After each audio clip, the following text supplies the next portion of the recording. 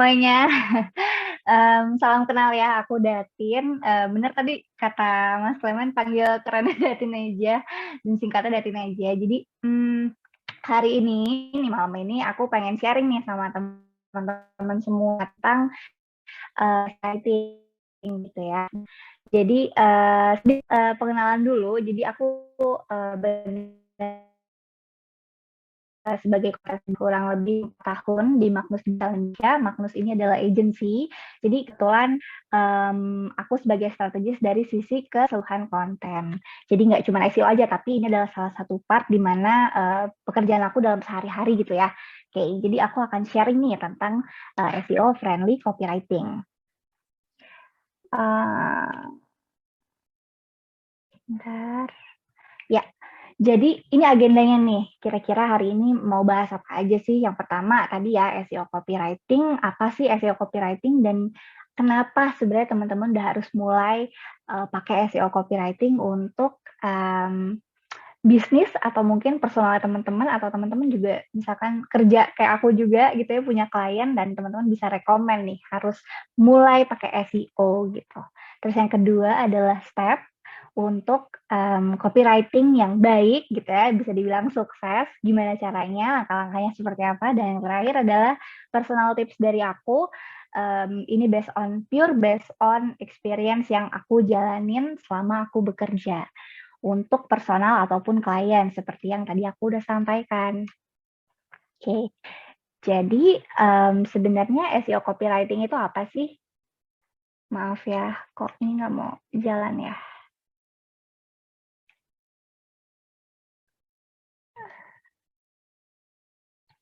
Iya, SEO copywriting ini apa sih? Ini SEO copywriting adalah sebuah proses di mana teman-teman ini membuat konten-konten yang teman-teman optimasi. Dan ketika teman-teman membuat konten tadi, terus akhirnya dioptimasi, menarik user untuk membaca atau mengklik artikel yang teman-teman buat, yang dimana artikel ini tuh akan akan muncul gitu ya di search engine atau Google, dan ketika teman-teman tadi mengoptimasi konten yang sudah teman-teman buat, jadi si Google ini bisa memperlihatkan ke artikel teman-teman itu lebih baik di SERP, atau kalau teman-teman lihat ya, contohnya misalnya teman-teman typing cara membuat judul artikel yang menarik. Nah, ini yang namanya SERP. Jadi kemungkinan artikelnya teman-teman tuh ada di halaman ini itu chance-nya lebih besar kalau misalnya teman-teman tuh membuat artikel atau membuat konten dengan SEO guideline yang berlaku gitu ya, yang emang sebenarnya kalau teman-teman melakukan itu, akhirnya kontennya teman-teman bisa kelihatan nih di Google. Lalu selanjutnya, maaf ya, ini kok kayak laptopnya nggak mau diajak kerjasama. Oke, jadi pertanyaannya kenapa nih harus SEO copywriting? Yang pastinya tadi pertama ya dijelasin sebelumnya, aku udah sedikit teaser kenapa harus pakai SEO copywriting, ya karena pertama ini bisa menarik traffic atau orang-orang yang bisa datang nih ke dalam website teman-teman atau ngelihat kontennya teman-teman dengan cost yang minimal, budget yang minimal. Karena apa? SEO kan organik ya, jadi teman-teman nggak mengeluarkan cost yang banyak lah untuk ini. Terus yang kedua adalah untuk menciptakan kepercayaan. Kepercayaan dengan apa nih? Dengan teman-teman membuat atau memberikan konten yang relevan sama yang audiens cari gitu. Misalkan ya kayak teman-teman jualan baju misalkan gitu ya. Terus abis itu teman-teman mau teman-teman cari keywordnya tren baju 2021 misalkan. Nah, Datin nih kan lagi seneng ya misalnya belanja gitu kan. Terus Datin mau tahu nih tren apa sih, baju kayak apa sih yang lagi in di 2021. Akhirnya Datin typing tuh tadi. Relevan dong, kayak oh ini adalah artikel yang emang Datin cari nih. Akhirnya Datin klik dan Datin baca. Jadi Datin percaya nih, oh iya ini emang brand ini bagus, brand ini jualan baju yang oke, dan dia kasih tips apa-apa aja yang mesti Datin beli gitu. Terus yang ketiga adalah untuk ngeyakinin para pembaca atau kalau tadi case-nya Datin ya, si Datin ini untuk mengambil tindakan atau take action yang dimana akhirnya ujungnya ini adalah objektif dari konten yang teman-teman buat. Misalkan tadi kan jualan baju gitu ya, teman-teman pengen datin akhirnya beli bajunya yang teman-teman jual gitu, atau convert, ini nggak selalu jadi pembeli gitu ya, customer bukan, apa namanya, belum tentu jadi buyers gitu, tapi bisa jadi misalkan objektifnya artikel teman-teman tadi adalah, oh, saya cuma mau si Mbak Datin ini register di website saya gitu. Kenapa? Karena nanti kan dapat email. Kalau dapat email terus atau enggak dapat nomor handphone. Jadi bisa apa namanya di approach lagi di channel lain gitu, atau via handphone atau subscribe email. Jadi macam-macam nih sebenarnya nih take action-nya gitu. Salah satunya adalah itu tadi. Selanjutnya, kita bakalan bahas nih tentang langkah-langkah apa sih untuk SEO copywriting sukses. Maaf ya teman-teman, sekali lagi ini seharian laptopnya nyala, jadi kayaknya perlu apa namanya, perlu Santai istirahat aja. sebenarnya. perlu istirahat sebenarnya nih kayaknya. Tapi dari tadi tidak mau bergeser. Yang penting nggak ngehang. Iya sih ya. Yang penting nggak hilang ya. Sebentar ya teman-teman. Aku coba share screen-nya. Jangan dari sini deh. Aku coba share screen-nya dari sini aja. Nah, tadi sampai sini ya. Oke, yang pertama nih langkah-langkahnya apa sih untuk SEO copywriting yang bisa sukses gitu ya, dalam artian ya teman-teman pengen kan konten-konten teman-teman tuh kelihatan gitu dan akhirnya banyak yang baca, banyak atau posisinya ada di nomor 1 di halaman 1 gitu kan. Nah, yang pertama mesti teman-teman lakuin nih berdasarkan Semrush itu adalah teman-teman perlu mempertajam strategi teman-teman, atau gampangnya gini, sebelum membuat kontennya gitu ya, di breakdown dulu planningnya tuh mau kayak apa sih. Yang pertama adalah tipe teksnya tuh seperti apa. Apakah mau membuat blog post atau misalkan mau buat landing page atau apa gitu ya. Terus yang kedua, tujuannya nih buat konten tadi tuh apa? Apakah mau bikin teksnya itu yang bentuknya informatif gitu kan? Terus misalkan apa namanya dalamnya tuh isinya tuh mau bentuknya kayak apa gitu kan? Dengan tujuannya informatif tadi, misalkan mau kasih visual gitu ya, agar lebih atraktif, atau kayak mau nambahin video juga gitu. Akhirnya meningkatkan apa namanya average time on site-nya di website teman-teman gitu ya, atau apa. Jadi tujuannya udah harus jelas juga. Yang ketiga adalah siapa nih audiensnya gitu ya. Jadi misalkan teman-teman bayangin gitu ya, oh tadi si Mbak Datin nih, sorry, misalkan teman-teman jualan baju, oh orang-orang kayak Mbak Datin nih, misalkan yang emang interest-nya tuh ke fashion gitu misalkan gitu ya, terus atau gimana gitu. Jadi teman-teman harus tentu ini audiensnya seperti apa. Kenapa? Karena itu relate nih sama nomor 4. Karena dengan teman-teman tahu siapa audiensnya teman-teman, teman-teman tuh bisa nentuin gimana cara komunikasi teman-teman sama si audiens tadi, ke reader saya tadi, gitu. Jadi misalkan, gampangnya ya kalau aku biasanya adalah, aku misalkan punya brand atau aku punya klien gitu ya, klien aku misalkan, banking misalkan ya, klien aku adalah bank. Terus, kalau misalkan ini bank, ini brand jadi satu sosok, jadi satu manusia gitu ya. Dia tuh manusia yang kayak apa sih? Atau kalau gampangnya tuh aku ngebayangin itu sebagai artis atau siapa ya orang yang terkenal gitu. Oh, aku ngebayanginnya misalkan dia kan orangnya misalkan yang sangat memperhatikan tentang financial tips atau apa gitu ya. Oh, jadi aku pilihnya misalkan siapa ya yang interest sama hal-hal seperti itu. Misalkan Boy William misalkan gitu ya, Boy William. Oh, jadi nanti kira-kira sebagai brand Boy William ini kalau nyampein komunikasinya tuh ke orang-orang tuh seperti apa? Karena jadi kita tahu kan stylenya si Boy William ini kalau ngomong gimana, tone of voice-nya kayak gimana. Itu cara aku biasanya gampangnya adalah aku membayangkan dia kalau sebagai satu sosok uh, orang gitu ya, itu dia tuh siapa. Jadi itu harus tahu audiensnya dan gimana cara kita komunikasiin message yang mau kita sampaikan ke orang tersebut. Nah, yang terakhir ini sebenarnya yang paling penting sih. Jadi identify keywords-nya. Apa keyword yang mau teman-teman targetin gitu. Jadi contohnya tadi ya, kita flashback belakang, cara membuat title yang lebih baik misalkan. Nah, keywordnya misalkan teman-teman cari pakai tools, terus teman-teman lihat search volume, misalkan cara membuat title, misalkan gitu ya, cara membuat title, ketika teman-teman ngecek, oh search volume-nya bagus gitu, search volume bagus tuh emang benchmarknya apa sih?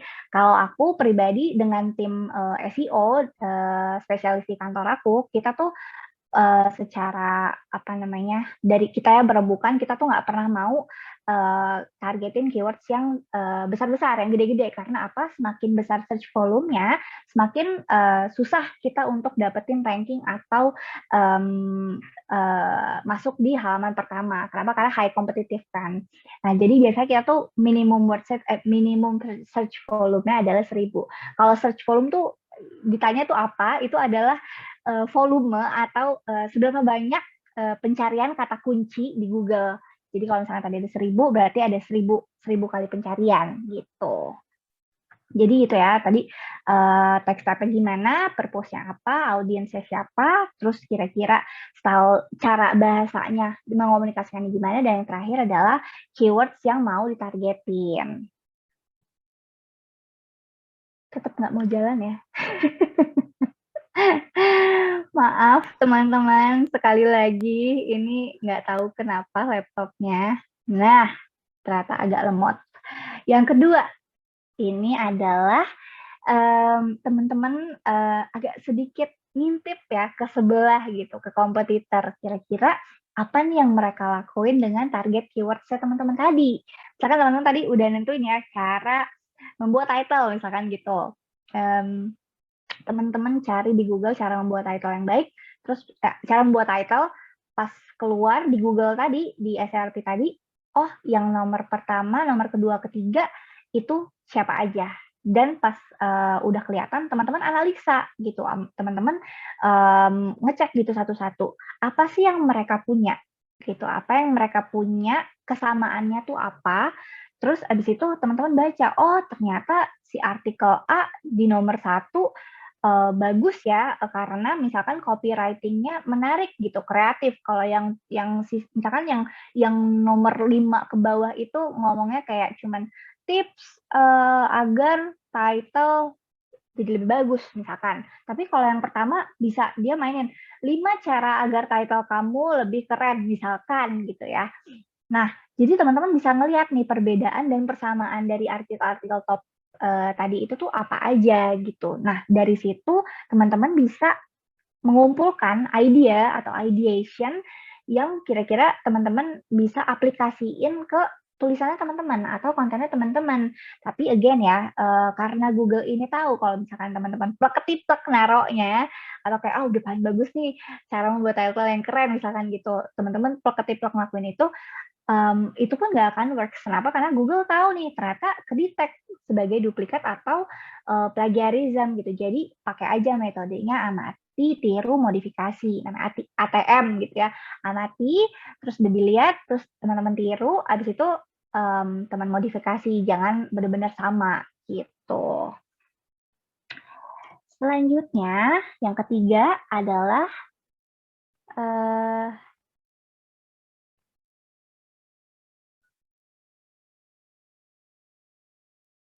nah, ini yang paling aku senang nih sebenarnya kalau lagi gain insight, nyari insight apa sih yang sebenarnya lagi tren gitu ya.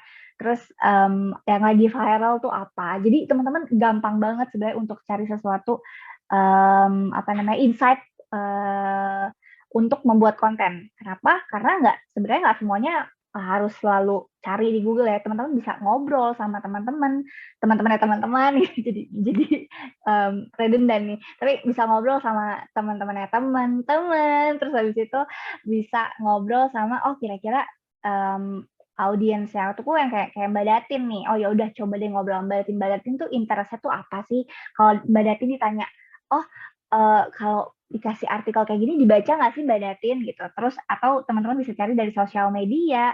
Terus akhirnya tahu kan tren apa yang lagi ada gitu, yang lagi in gitu kan. Nah, setelah teman-teman tahu nih, dapetin tadi insight-nya, oh trennya lagi kayak gini, lagi gitu, teman-teman bisa nge-describe, teman-teman dapat bentuknya jadi storytelling gitu. Kenapa storytelling? Karena sebenarnya dengan teman-teman membuat konten yang bentuknya jadi storytelling, itu tuh akan lebih apa ya? Kalau aku personally, aku akan lebih apa namanya? Bacanya tuh kayak ke hook gitu loh, kayak oh karena enak gitu bacanya, dia kayak seolah-olah emang beneran nulis ini sebagai dirinya dia sendiri gitu. Jadi berdasarkan experience-nya dia. Nah, jadi sesuatu yang viral terus teman-teman sensitif sama itu dan akhirnya tahu gitu ya, teman-teman nyari segala macam, itu bisa bikin teman-teman tuh jadi lebih gampang untuk bikin pendekatan dengan audiensnya teman-teman, dengan melalui konten-konten yang teman-teman buat nih. Aku kasih contoh ya, ini ada yang aku blur gitu ya. Mungkin akhir-akhir ini lagi ada selebgram yang apa namanya kabur ya dari kuarantin. Nah, sebenarnya ini kan sesuatu yang negatif ya teman-teman. Tapi sebenarnya teman-teman bisa loh bikin konten atau sesuatu yang viral dikaitin sama yang teman-teman mau buat dengan tanpa harus sesuatu yang negatif juga. Jadi kayak misalkan contohnya ya, anggapannya let's say teman-teman punya klien bank gitu kan. Terus konten pilarnya misalkan traveling gitu. Teman-teman punya nih satu kategori dia tentang traveling. Nah, teman-teman bisa tuh bikin karena karantina dari luar negeri ini lagi ramai nih karena selebgram ini, teman-teman bisa bikin konten kayak gitu. Tentunya teman-teman cari dulu apakah keywords-nya tadi itu search volume-nya oke. Nah, misalkan oke, karantina dari luar negeri. Nah, teman-teman tinggal bikin misalkan 5 syarat karantina dari luar negeri masuk ke Indonesia atau apa gitu. Jadi membuat sesuatu yang viral jadi konten yang evergreen atau long last tanpa harus ngikutin apakah dia positif ataukah dia negatif gitu. Jadi ini contoh-contohnya nih. Terus misalkan ini Squid Game gitu ya. Gimana caranya, misalkan kalau tadi tentang keuangan juga, gimana caranya nabung supaya pas tua nggak kelilit utang misalkan kayak gitu ya, nggak kelilit hutang, nggak perlu ikutan Squid Game gitu. Jadi bisa banget diterapin kayak gitu. Kenapa? Karena tadi ya tap in di virality itu nggak selamanya negatif dan sebenarnya juga teman-teman bisa melakukan membuat konten yang akhirnya evergreen atau long last. Nah, yang keempat adalah ngikutin SEO guideline nih. Jadi yang pertama itu title.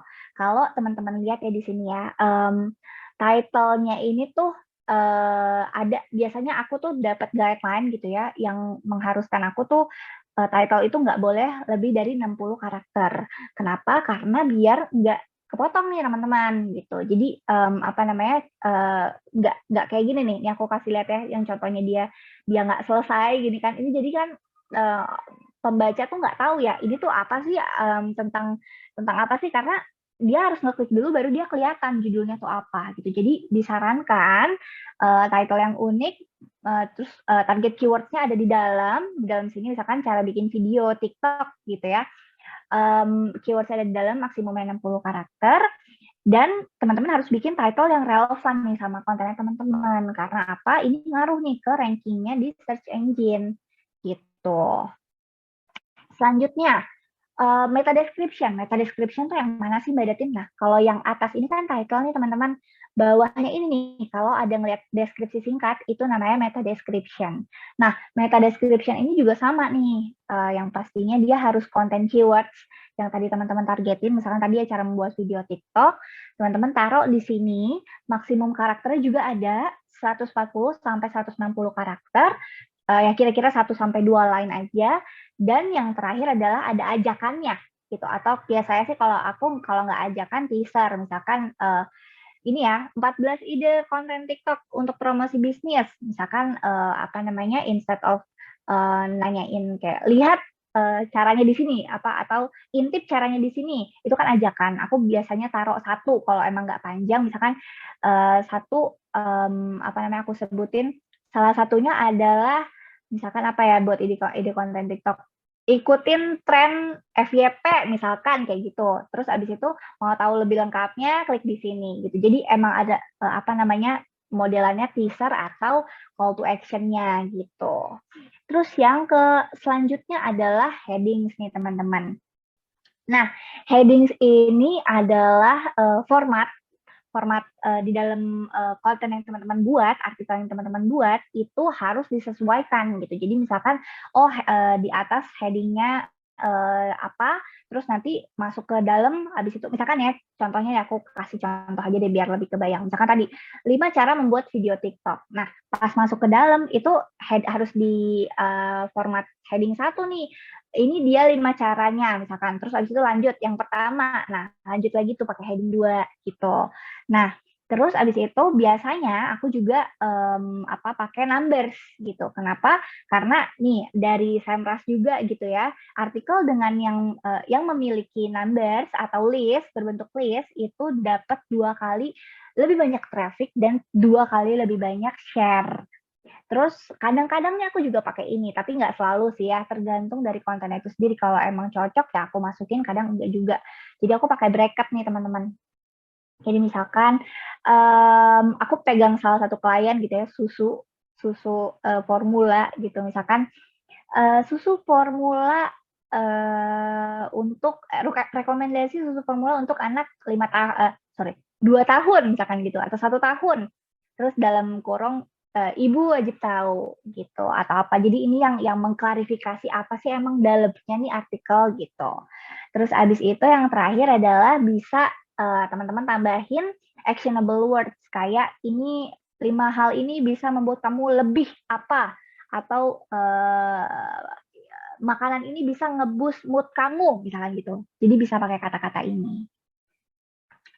Selanjutnya adalah keyword density atau kepadatan keyword. Ini agak tricky nih, dan biasanya anak konten selalu berantem nih sama tim SEO soal ini. Kenapa?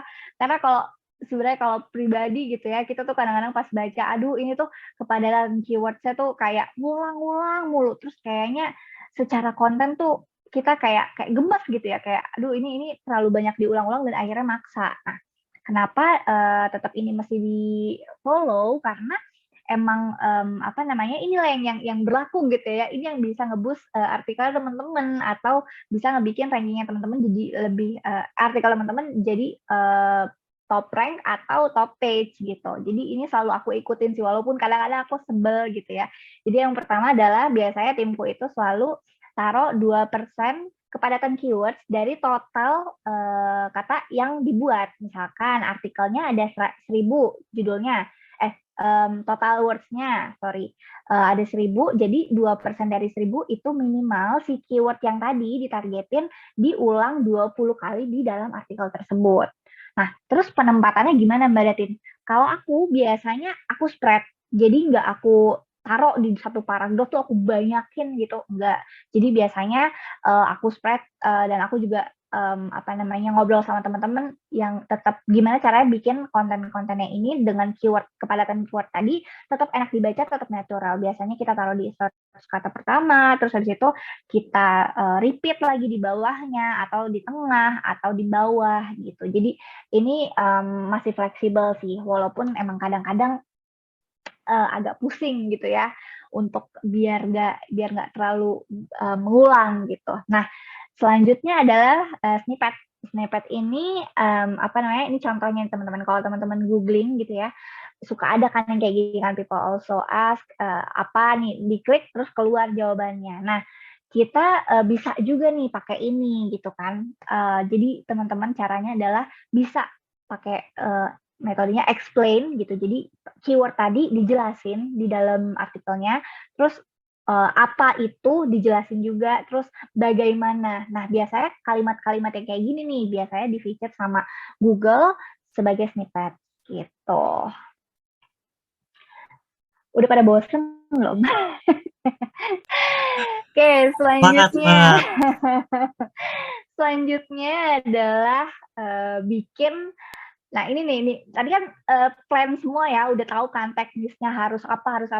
Oh, teksnya harus gini, audiensnya harus tahu, terus cara bahasanya gimana ngomongnya itu udah tahu semua. Ini mulai masuk nih ke penulisan. Nah, terus gimana nih caranya badatin? Tadi kan keyword density-nya banyak banget, 2%, 20 kali pengulangan kata-katanya cuma 1000. Terus apa namanya, title-nya juga harus unik, terus apa. Nah, kita mulai masuk ke dalam konten yang kita tadi udah kita pikirin matang-matang tuh strateginya, itu kita langsung bikin kerangka. Kalau aku pribadi biasanya bikin kerangka dulu. Oke, jadi nanti di atas gue ngomongin apa, di tengah gue ngomongin apa, di akhirnya ke CTA atau call to action gitu. Atau teman-teman bisa nih pakai metode AIDA. Jadi AIDA itu adalah yang pertama attention. Jadi teman-teman bisa nih pakai sesuatu kata-kata yang narik attention-nya pembaca gitu. Jadi bikin mereka tadi yang lagi aku cari gitu, kayak tadi 5 tren fashion di 2021 ini bikin kamu jadi lebih classy misalkan gitu ya. Nah, itu kan langsung narik attention-nya orang kan, atau pas ketika teman-teman dalam artikelnya image-nya tuh yang misalkan ya tergantung nanti dari audiens atau objektifnya, misalkan image-nya yang benar-benar pop up gitu, visually attractive misalkan. Nah, jadi itu yang bikin orang-orang tuh mau ngeklik atau mau baca lebih lanjut. Terus habis itu interest. Dengan teman-teman memprovide informasi, fakta, case study atau apapun itu yang bikin consumer teman-teman ini percaya nih kalau yang teman-teman kasih lihat itu adalah konten yang bisa jadi interestnya mereka gitu. Jadi misalkan teman-teman tadi misalkan di klien aku gitu ya, klien aku susu gitu. Pas tadi aku udah bilang attention-nya misalkan anak lagi GTM gitu, lagi melakukan gerakan tutup mulut, apa nih yang harus mama lakuin misalkan gitu kan. Terus habis itu pas dilihat, oh ternyata dari sekian persen anak, dari 20% misalkan ya, 20% anak dia tuh lebih mau makan kalau disuapin sama mamanya misalkan gitu. Faktanya kayak gitu. Nah, dia mulai interest tuh, oh iya nih, ini apa sih emangnya yang lainnya gitu, selain disuapin sama mamanya, apalagi sih, dia mulai interest kan di situ. Terus habis itu masuk nih ke desire, mention keuntungan dari produk yang teman-teman punya gitu. Misalkan tadi ya susu gitu kan, terus habis itu tinggal dibilang gitu kayak ternyata susu ini dengan kandungan A, B, C, D bisa bikin anaknya ibu jadi lebih nafsu makan misalkan gitu ya, atau karena dia mengandung A, B, C, D, nutrisi yang nggak didapetin dari makanan itu bisa dia dapat dari susu gitu. Jadi dikasih tahu nih benefitnya apa. Dan yang terakhir adalah yang tadi ya, diulang lagi nih, take action, atau kita taruh CTA, call to action untuk beli produknya, atau tadi misalkan jadi subscriber atau apa, pokoknya objektifnya macam-macam lah gitu. Jadi kontennya udah dibuat segala macam, terus sebelum dipublish teman-teman harus cek dulu nih proofreading gitu ya, double check lagi nih kontennya, ada nggak typo, ada nggak kira-kira konten yang misalkan teman-teman juga bisa nih ada toolsnya untuk plagiarism checker. Misalkan teman-teman kan cari inspirasi dari website lain gitu ya, misalkan informasi yang teman-teman emang nggak tahu terkait nutrisi atau apa, teman-teman harus cek misalkan. Nah, pas teman-teman cek itu ada toolsnya, jadi teman-teman tinggal copy paste kata-kata yang teman-teman buat, oh kedetek nih misalkan plagiarismnya berapa persen. Nah, itu juga perlu diperhatiin gitu, jangan sampai teman-teman nggak ngeh gitu ya di sini, dan teman-teman kayak, kok artikel gue nggak ngerank ya, kok nggak masuk ke top page ya, ternyata misalkan teridentifikasi sebagai plagiarism konten nih sama Google gitu. Jadi pokoknya semuanya di konten lagi. Jangan double check lah, malah triple check deh kalau bisa gitu. Dibaca-baca ulang gitu. Enak nggak ya bacanya? Oh kalau gue jadi audiensnya, gue kebeli nggak ya sama produknya? Oh gue mau gue interest nggak ya baca ini gitu, selalu apa namanya dicek ulang gitu intinya. Dan yang pastinya juga follow SEO guideline atau enggak gitu ya, itu perlu diingat lagi. Nah, tadi itu kan tips yang sebenarnya aku juga sambil apa namanya baca-baca gitu ya teman-teman dari Sempras. Nah, kalau ini sebenarnya masuk ke personal tips aku nih. Jadi kalau teman-teman lihat nih ya, sebenarnya di sini aku ada beberapa apa namanya konten yang dari Maklus buat gitu ya. Jadi aku tutup nih apa namanya brandnya gitu karena emang nggak bisa nih nyebutin. Tapi kalau teman-teman cari bisa gitu ya. Cuman di sini adalah Keywordnya beberapa apa tuh, Mbak? konten. Yang satu ciri-ciri hamil 1 bulan. Nah, jadi selama 2021 nih Q1 dan Q2 tuh posisinya ada di nomor 1. Tapi di Q3 ini kita mundurin jadi kayak di posisi 3. Lagi kita optimasi lagi sih apa namanya supaya dia tuh bisa naik lagi ke atas gitu. Kebetulan juga kita kena core update nih Mas Clement. Jadi apa namanya kita lagi apa namanya mencoba buat apa namanya optimasi lagi gitu di yang lainnya. Tapi dengan artikel ini nih kalau teman-teman lihat gitu ya judulnya 14 tanda-tanda hamil muda yang sering tidak disadari gitu. Ini tuh kita kalau teman-teman cek gitu ya URL dan linknya itu tuh URL dan kopinya itu beda karena itu beberapa kali kita optimasi sih gitu. Dan dengan ini artikel yang ini tuh kita dapetin total traffic lebih dari 51.000. Mungkin nggak besar ya karena apa namanya nggak cukup besar untuk dalam waktu Q1 dan Q2, tapi again tadi yang seperti aku mention ini kebetulan kita kena core update sih, jadi apa seharusnya bisa lebih sih teman-teman gitu. Terus ini juga ada nih kayak apa cari ide kalau mau lihat gitu ya apa bentuk atau format artikelnya seperti apa. Tadi kan sebelumnya tuh aku sempat ngomong ya kayak bikin heading di dalamnya gitu. Formatnya tuh mesti jelas. Jadi apa? Karena pas orang baca walaupun nggak baca detailnya dia tuh tahu. Oh, ide kado ulang tahun buat anak rekomendasinya adalah yang pertama kotak makan.